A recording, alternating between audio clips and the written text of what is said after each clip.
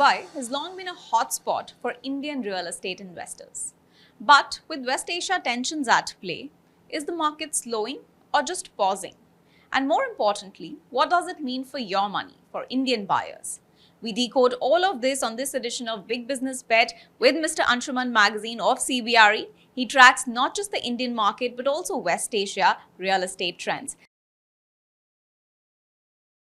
Hi, sir. Thank you so much for joining me on WION today.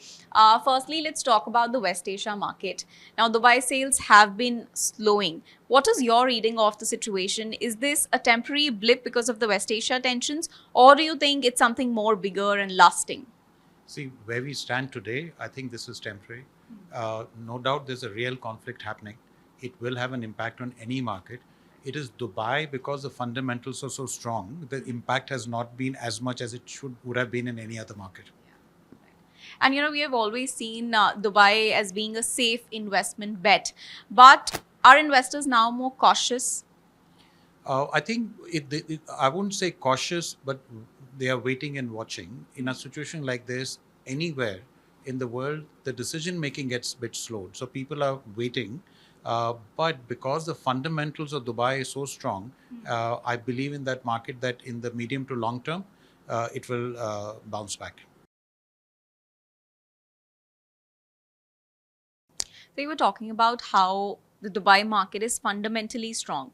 I want to discuss the Indian side of it. Now, Indians do form a large part of investors in Dubai as far as the real estate market is concerned. But what is the trend that you're witnessing? Are they now cautious, or are they looking at other geographies or probably safer and premium locations within Dubai itself? How is the market fundamentally strong, as you mentioned? I think first of all, there is confidence in Dubai because of a real conflict happening. No doubt that even Indian investors are going to now wait and watch. But what cannot be taken away is that Dubai has got three very solid areas which makes it different than other countries. Any city or country to thrive needs three important things. One is top talent, top infrastructure, and top capital. And Dubai is all that put together because they have large sovereign funds. UAE, if you look at Abu Dhabi, there's enough oil. It attracts top talent and it's got world-class infrastructure.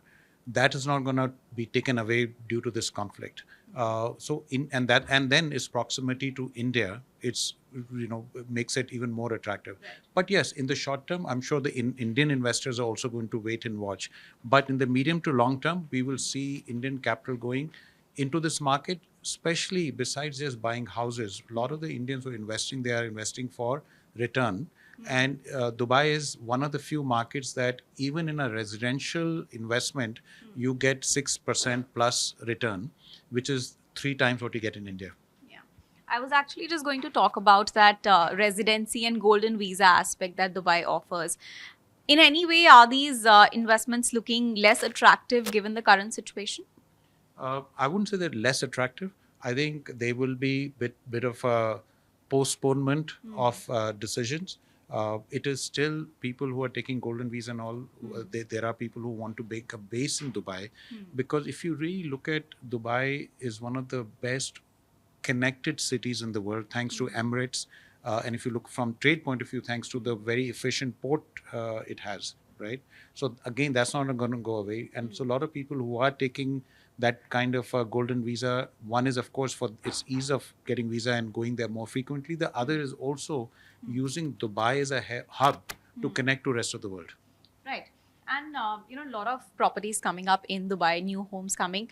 But because of the crisis, we are seeing that prices are falling. In fact, saw a report about how after a 70% surge, it's the first time that prices have started falling in Dubai after the pandemic. So what do you make of this situation? Do you think it's an opportune time for Indian investors? See, price is always a function of supply and demand. And right now, demand is on, I would say, kind of a temporary hold thanks to the conflict. And certainly, price also, it's relative because some of the prime areas, it may not be easy to get properties at a lower price, and other places it would be. But certainly, wherever there's a market correction, it's an opportunity to invest.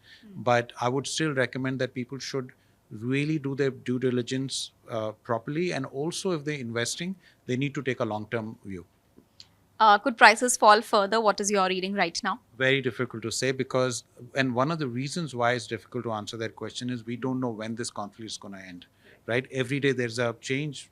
Morning, wake up, you get a message that look, the conflict is going to get resolved, and by afternoon it's changed. But I'm hoping that this conflict will get resolved sooner than later because it's not only impacting Dubai and India; it's a global economic issue. And if that happens, I think then one should start looking at what needs to be done in the market in Dubai, or one should invest or not. Right. Now you track not just the India market, which is a source market, but also the destination market, Dubai. What is your reading of what the developers are feeling?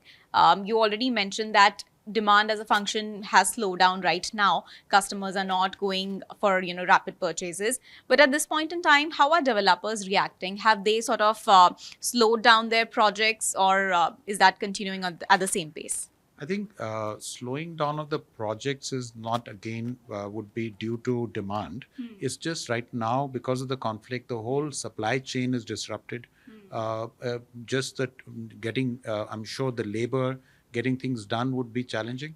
But Dubai, the good part is that there is, first of all, good governance there. There's enough capital. And I do expect the developers would have the resilience to go through this period, which is a bit challenging, and eventually they would it should not be a big problem in delivery of the projects. Now, for somebody who's looking to invest from India in Dubai, what are the top 2 or 3 things you would say they must keep in mind? I think, first of all, investing anywhere, we should take a long-term view. A lot of times people get led by short-term returns, and then although in Dubai has given short-term returns, but one should take a long-term view. Most important, I would say, secondly, is do a due diligence, because a lot of times, look at the project, the location, take the help of locals, because markets are very different. The way India functions, Dubai functions in a different manner. So really and one should not think that, you're going out, you don't need to do due diligence. One should do proper due diligence, ask the locals about the location.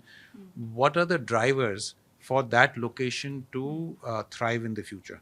It could be connectivity, infrastructure, families moving in there, whatever, or, so I would say like anywhere else, but make sure you know the local laws, make sure that you have a proper contract which is enforceable. Just like anywhere else, one should not think that, look, you're putting real money, you need to do proper due diligence. Okay. And what about first-time investors?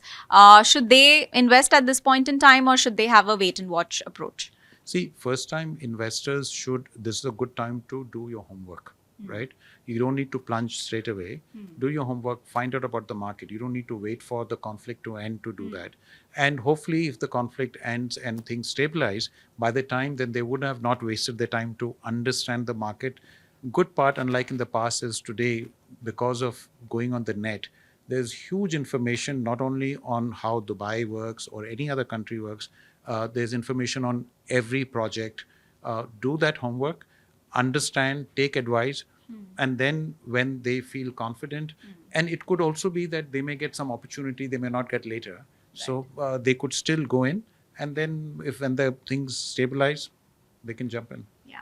So that's about the buying opportunities. But when we talk about rental yields, are they still looking attractive, or is there pressure on that right now?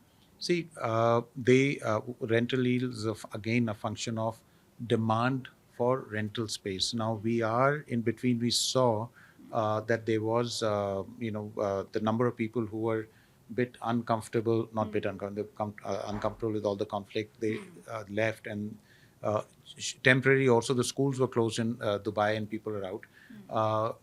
Fundamentally, there's enough demand for people because, again, Dubai attracts huge talent from all over the world, right? That is going to continue. There will be demand for space. Short term, there could be, there could be some challenges. Overall, Dubai will continue to give good yields on residential.